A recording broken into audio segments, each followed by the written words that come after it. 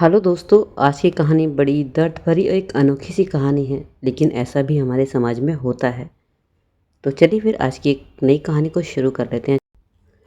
मेरा नाम सानिया है और मेरी उम्र लगभग 20 साल है। मेरी माँ इस दुनिया में नहीं है।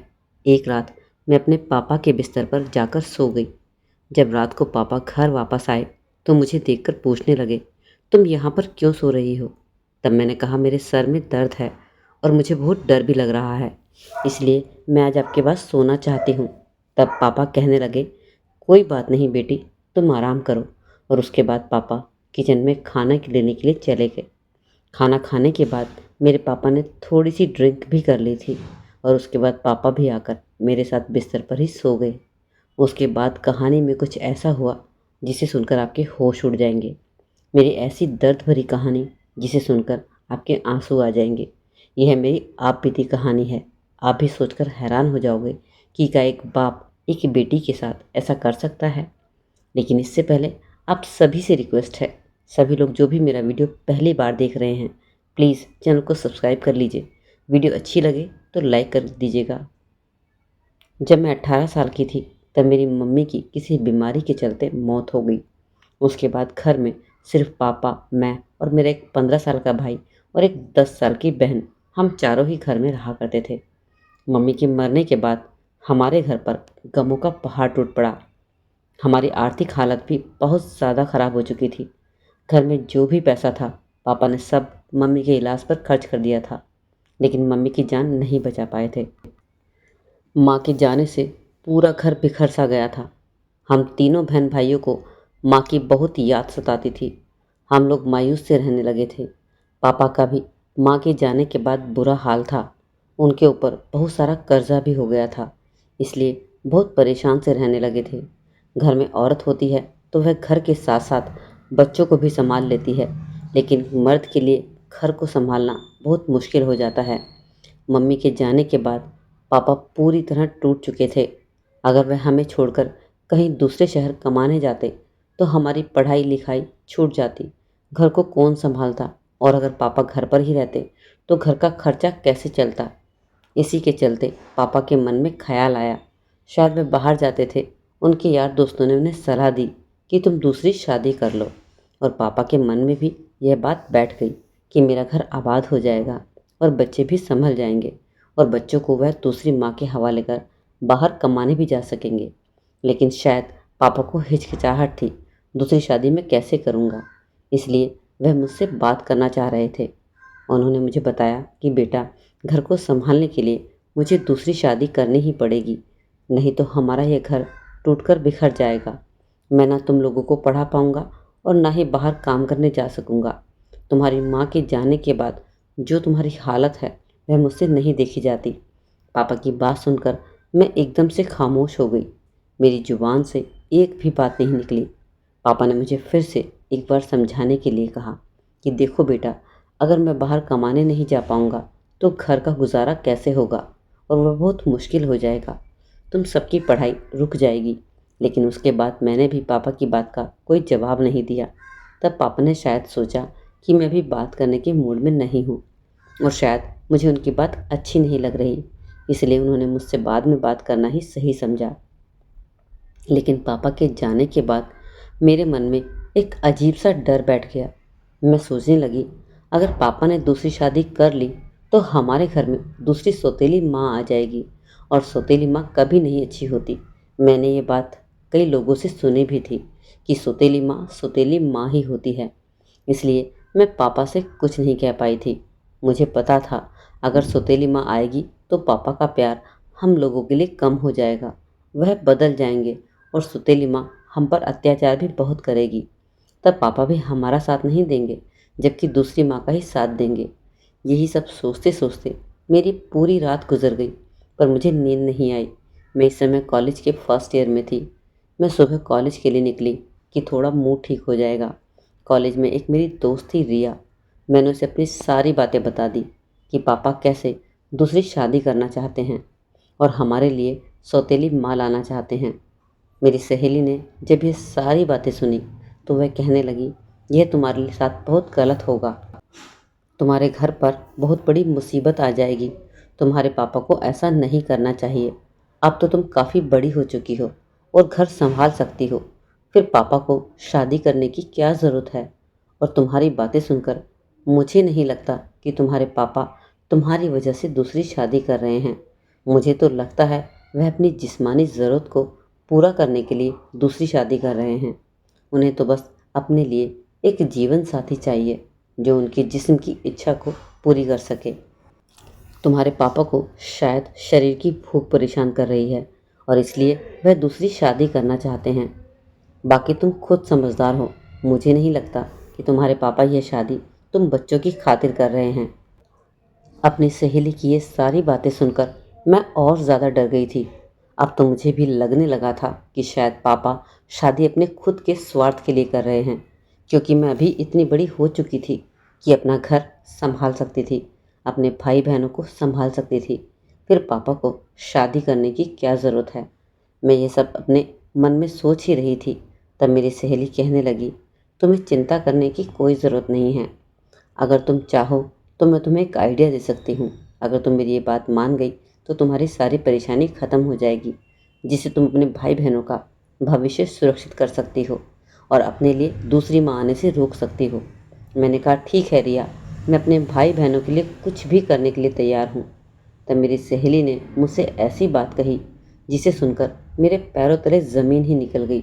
मेरी आंखें फटी की फटी रह गई। मुझे समझ ही नहीं आया कि मेरी सहेली ने मुझसे ये सब बातें किस लिए की।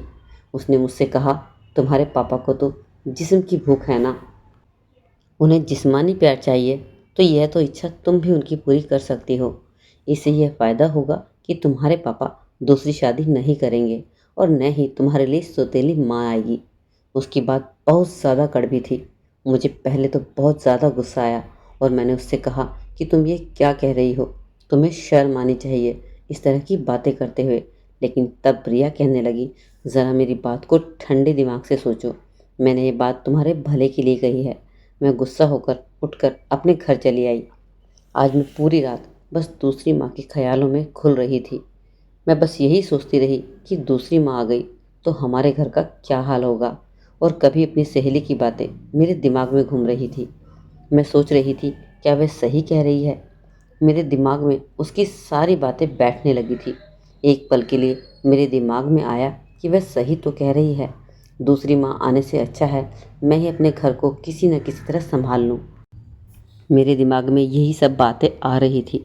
पूरी रात सोचते सोचते मैं इस नतीजे पर पहुंची कि मैं अपने पापा के साथ संबंध बनाऊंगी। अपनी बहन भाइयों के लिए अगर मुझे अपनी बलि भी देनी पड़े तो मैं दूंगी। मैं अपने भाई बहन की ज़िंदगी बर्बाद नहीं होने दूंगी।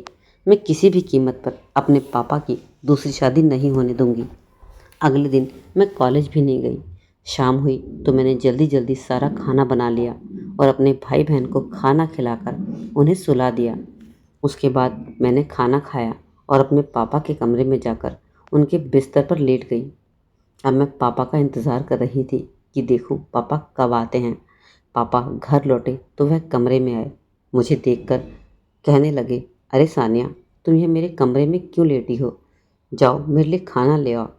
तब मैंने कहा, पापा मेरे सर में बहुत दर्द हो रहा है और आज मुझे माँ की भी बहुत याद आ रही है। मुझे डर भी महसूस हो रहा है, इसलिए आज मैं आपके कमरे में आपके पास सोना चाहती हूँ। पापा ने कहा, ठीक है, जाओ पहले खाना ले आओ, उसके बाद आराम से यहाँ सो जाना, कोई परेशानी वाली बात नहीं है। पापा ने खाना खाया। उसके बाद पापा कहने लगे, मैं भी थोड़ी देर में आता हूँ। शायद पापा को ड्रिंक करनी थी, क्योंकि पापा अब डेली ड्रिंक किया करते थे। जब से माँ ख़त्म हुई थी पापा अपने गम को मिटाने के लिए रोज़ शराब पिया करते थे। तो आज भी वह खाना खाने के बाद ड्रिंक कर कर वापस लौटे और आकर बिस्तर पर लेट गए। उन्हें लेटते ही बिस्तर पर गहरी नींद आ गई, लेकिन मुझे नींद नहीं आ रही थी। मेरे मन में तो कुछ और ही चल रहा था। पापा अपने अलग कंबल में थे और मैं अपने अलग कंबल में थी। रात के 12 बज चुके थे, लेकिन मुझे नींद नहीं आ रही थी। मेरे दिमाग में अपनी सहेली की बातें घूम रही थी और दूसरी तरफ मुझे अपनी सौतेली माँ का चेहरा अपने सामने दिखाई दे रहा था, जो बड़ा ही बेरहम लग रहा था और मुझे डरा रहा था। मैंने पापा की तरफ एक बार नज़र घुमाई तो पापा बहुत गहरी नींद में थे। मैंने सोचा कि मैं जो सोच रही हूँ अगर पापा सोए रहे तो वह कैसे होगा। मैंने डरने का नाटक किया और पापा के कंबल में आ गई। मैंने कहा, पापा मुझे डर लग रहा है। मैं और पापा के करीब हो गई। पापा नशे में थे। उन्हें नहीं पता कि कब मैं उनके पास आ गई। पापा इतने नशे में थे कि मुझे अपने पास पाकर मदहोश से हो गए। शायद उन्हें नहीं पता था कि मैं उनके पास हूँ। और अब तो मुझे अपनी सहेली की कही बातें मुझे सच साबित होती नजर आई थी कि मेरे पापा को शायद जिस्म की भूख थी और जब तक उन्हें होश आता तब तक उनके अंदर का शैतान जाग चुका था। इसलिए वे अपने आप को रोक न सके और हम दोनों के बीच वह सब हो चुका था जो मैं अपनी मर्जी से करना चाहती थी। सुबह जब मेरी आंख खुली तो पापा सोए थे। पापा की भी आंख खुली। तब पापा मुझे हैरानी से देख रहे थे। उन्हें कुछ कुछ याद आ रहा था कि रात को क्या हुआ है। उनकी आंखों में शर्मिंदगी थी। वह मुझसे नज़र नहीं मिला पा रहे थे। लेकिन तब मैंने पापा से कहा, पापा जो कुछ भी हुआ है मैंने अपनी मर्जी से किया है, इसलिए आप बिल्कुल भी पछतावा ना करें। मैं नहीं चाहती कि आप घर में दूसरी औरत लाएं, इसलिए मैंने यह सब किया।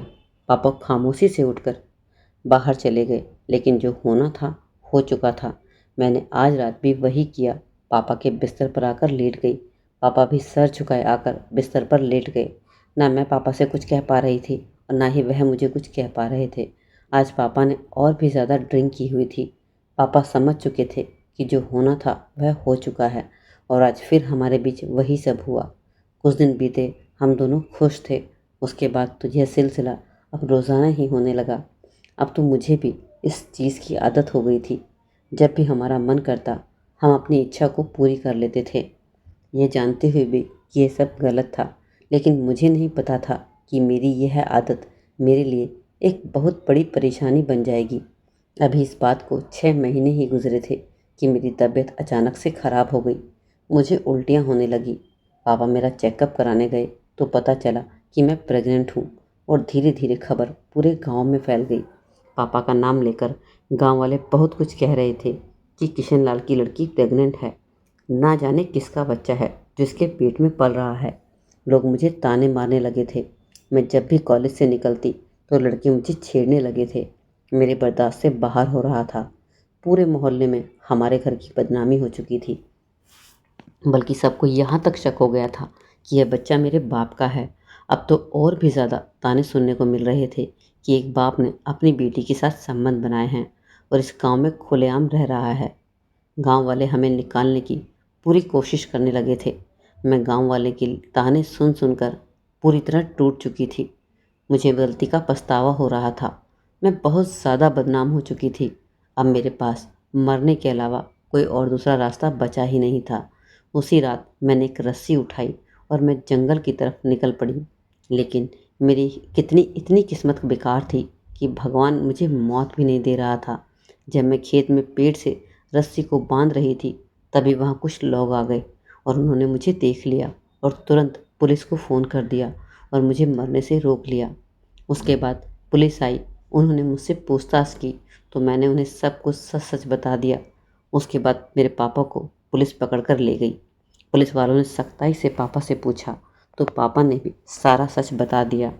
पुलिस वालों ने मेरी लेडी पुलिस वालों से काउंसलिंग करवाई और मेरे मन की बातों को सुना। मेरे मन में जो भी था और किस लिए मैंने ये सब किया, मैंने सारा कुछ उन पुलिस वालों को बता दिया। पापा को जेल हो गई, लेकिन अब मैं गांव में तो नहीं रहने वाली थी। इसलिए मैंने एक रात फिर से यहाँ से भागने का फैसला किया और वहाँ से अपने बहन भाइयों को छोड़कर उस गांव से निकल गई और एक शहर में जा पहुँची। मैंने इस बीच मरने की बहुत कोशिश की लेकिन मुझे मौत नहीं आई। मैं लगभग 6 महीने की प्रेग्नेंट हूँ। अब तो अपने आप को मार भी नहीं सकती। अब मुझे इस बच्चे को पैदा ही करना होगा। मैंने शहर में किसी से मदद मांगी। उसके घर जाकर मैं रहने लगी हूँ। मैंने अपना चेकअप कराया तो मुझे यह भी पता चला कि मुझे कैंसर है। मैं जिस औरत के यहाँ पर रह रही हूँ उसे सारी कहानी बता दी है और उससे कहा है कि अगर मेरी मौत हो जाती है तो मेरे बच्चे को वह किसी अच्छे से अनाथ आश्रम में भेज दे। भगवान ने मुझे मेरे किए की 4 गुना सज़ा दी है। तो इसलिए दोस्तों कहते हैं कि कभी भी बाप बेटी, भाई बहन या कोई और भी रिश्ता हो, कभी भी ज़्यादा समय तक एक दूसरे के साथ एकांत में नहीं रहना चाहिए। मन में गंदे विचार आ सकते हैं, अगर ये गंदे विचार एक बार आ जाएं तो आपकी पूरी ज़िंदगी को बर्बाद कर सकते हैं और फिर इंसान ऐसी गलती कर बैठता है जिससे ज़िंदगी भर के लिए शर्मसार हो जाता है। दोस्तों, इस कहानी का मकसद आपको ठेस पहुंचाना नहीं है, बल्कि सचेत करना है। इस कहानी के बारे में आपकी जो भी सही गलत राय है, ज़रूर कमेंट सेक्शन में बताइएगा। यह एक सच्ची घटना है, हमारे समाज में ऐसी कहानी देखी गई है।